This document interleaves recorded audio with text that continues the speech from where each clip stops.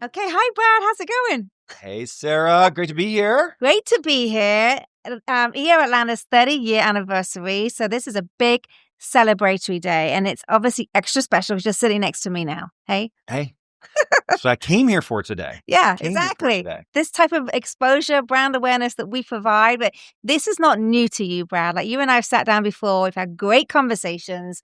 But I want to kind of catch up. It's been a while since we've talked. So remind everybody, Brad, just a little bit for those, most of us know you. You are a celebrity in EO. You are, but I remind everybody your name, what your business is, and what's been going on. Sure, happy to share. And no, yeah, it's been fantastic. This organization, never find. We're going to be with people. And last time we were hanging out, drinking some wine out of some tin cups in a safari in Cape Town at a global leadership conference. I think that was actually where the podcast was born. I think it was. Initially. But no, Brad Stevens, founder and CEO of Outsource Access is my company. It's not actually the company I have when I joined EO, and it's because of EO I actually, created this business. Right. It's crazy going on. When you say 30, I realize actually this is my 14th year. So half of the life of EO Atlanta, I've had a chance to, be a part of this journey and just a massive impact on my life and see all the faces that are here today. Just each one of them. Meaningful, isn't it? Dimensions that they've connected with me. I think it's incredible. But when I joined EO, I had a company in a whole nother industry. And we manufactured and distributed teeth whitening products, had a product fiasco happen, and learned about the whole offshore outsourcing world to help save that business. My forum was just a huge part of, helping me figure that path out. And we ended up selling that business and fell in love with that world. And so we launched Outsource Access. And so now 5 years later, we grew to, 4 years later, we grew about 500 employees, and we're going our 6th year. Actually, this month is our 6-year anniversary. Congratulations. So offshore staffing out of the Philippines, crazy. We're in 85 different industries, supporting small to medium business, which is my target passion, and marketing, operations, customer service, sales, and executive assistance. So an amazing journey in EO has been a huge part, and got a chance to speak. I think I spoke for 90 EO chapters and just sharing about the whole world of offshoring and outsourcing. So it's been a big part of my journey along the whole path. And so, love being here and celebrating the 30s for Atlanta. Definitely. And you were a president at one point. I think it was around the time that I joined. What year were you president? During the COVID madness. So 2020 to 21. Yeah. Okay. The technical years. Yeah. So there's a special place in heaven for all of us EO presidents during the COVID crisis. But you inspired me. I mean, actually, I hadn't actually just joined. I was going to or joining an online webinar, and I remember hearing that you were the president. So you inspired me. I am here today, and I love EO just as much as you do. But I want to hear, I know the business is going well. I know you're growing it extensively, which is amazing. But, what are some of the challenges you're dealing with, and how are you overcoming some of those challenges right now?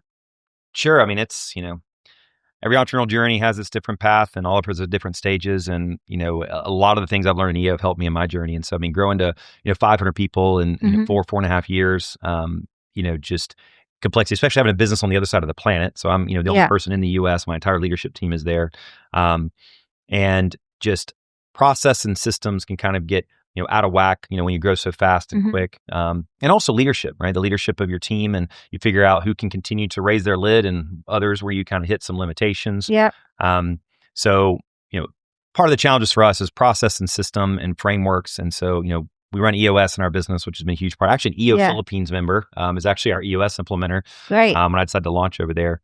But dealing with the leadership challenges and transitioning through that next stage, and finding, identifying where and who's going to kind of fit at the next stage, and where we got to kind of find the next level of leaders to get us to that next spot. And then we're going through infrastructure changes. We're swapping from one CRM system to HubSpot now, which is enterprise level. So much. So I call it the different base camps. Climbing the mountain, you got to stop at different base camps. You got to retool with your equipment and so forth to prepare to climb that next stage. Yeah. So we've been going through one of those transitions, in the past, year or so. But it's been an amazing learning experience, and leaned a ton on EO to kind of navigate through, that journey. Well, because even understanding that journey around, who's in the right seat, and I know that's part of an EOS model, but who's in the right seat, moving them along. I mean, like that. I mean, we're not trained to do that, are we? You haven't been trained to do that, but there is a system to help you do that. Thankfully. Actually, maybe a book. I've got a lot of books in my head I'd love to write, and it's like, I haven't found one. If somebody hears this and share it to me, but, how to identify when people are hitting those ceilings and when you need to make that transition. And honestly, how long it takes. Because once you identify, if you've got to make transitions with leadership, then, if you're going to fire someone, they already have a job. So you got to get them to, come engage, and then they got to give notice, and they come in and they inherit team members. They got to decide who do they want to keep and who do they want to transition. And then they got to replace those they want to transition. So, it can be a 12 to 18 month journey, when you're doing a full, leadership transition to your senior team level. Yeah. So it's certainly been an interesting path to navigate, but, having the right support systems. I haven't found a book around it that exactly nails that. You may have to write that one, Brad. But you talk about that, and like, how do you then take that, like you say, it takes 12, 18 months to get people integrated, etc. This is just even in your company, but now you're also providing that outsource model to your clients. And so how do you help them not take 12 to 18 months to integrate a person? And like, are there systems in place that you have to help your clients?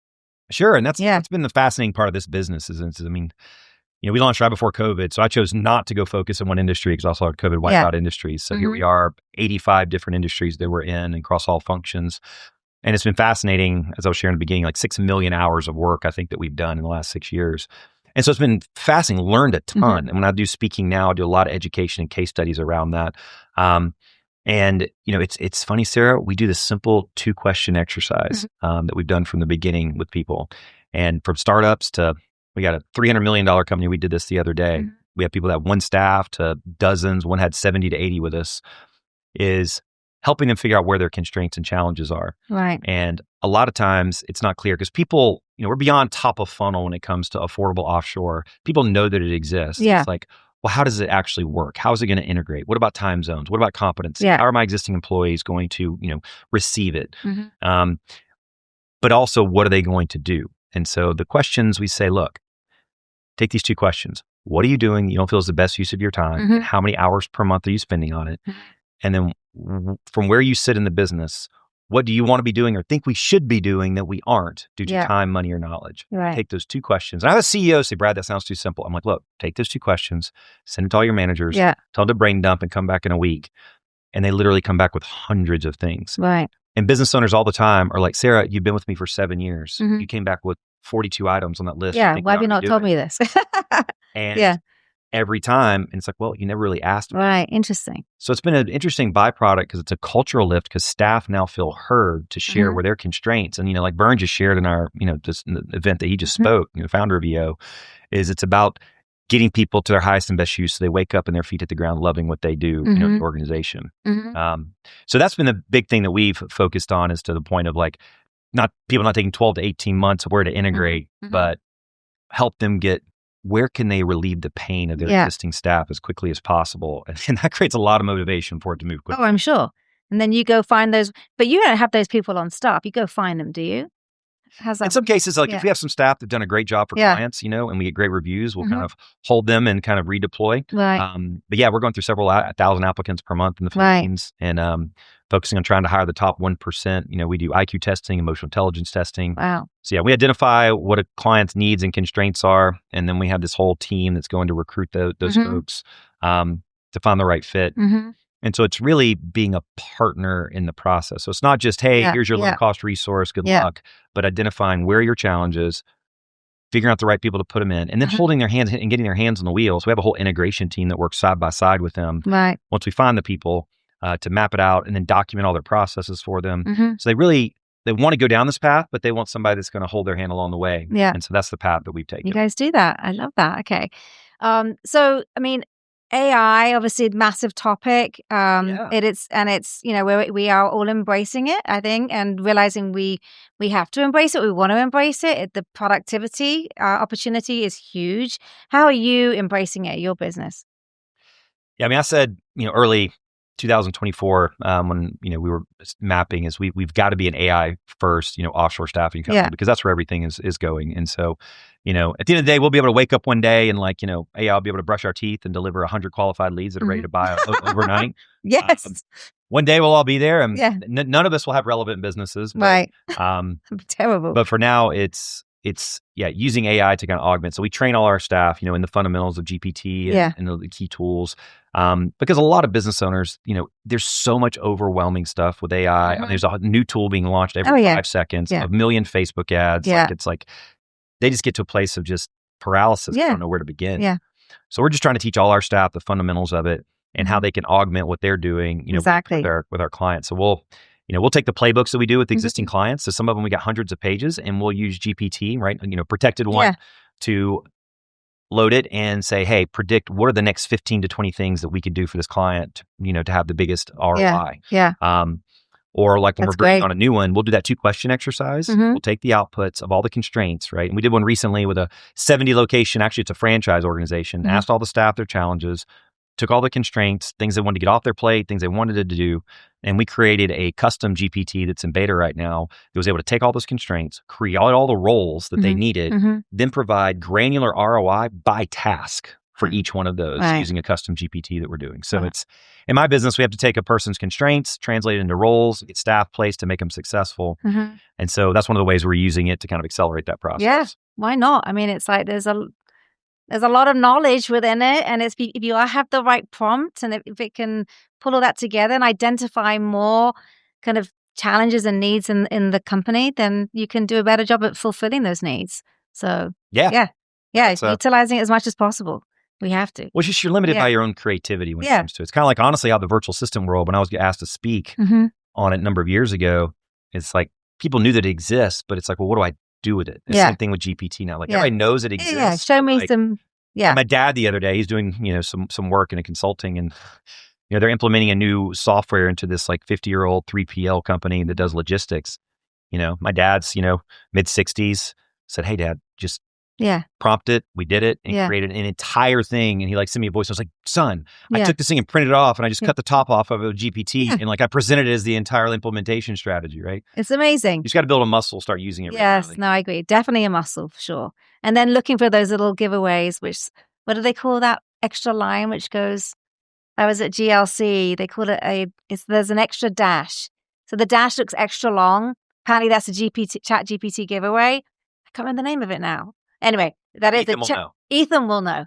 It's a chat GPT giveaway. So sometimes I take that out, but at the end of the day, there's smartness in it. Let's utilize it as best as possible. And that's our kids. I mean, I got a 5-year-old and a 9-year-old now, and it's just like the skill sets. I mean, human beings now, it's kind of like what Vern was talking about, the ethos, right? Kind of the soul of the organization. We're gonna be able to use a lot of these tools to help us do a lot of the higher level type of thinking. But the soul is still, extremely important. Yeah, 100% agree with you. Well, it's been great catching up with you, Brad, as always. Your energy is just always infectious.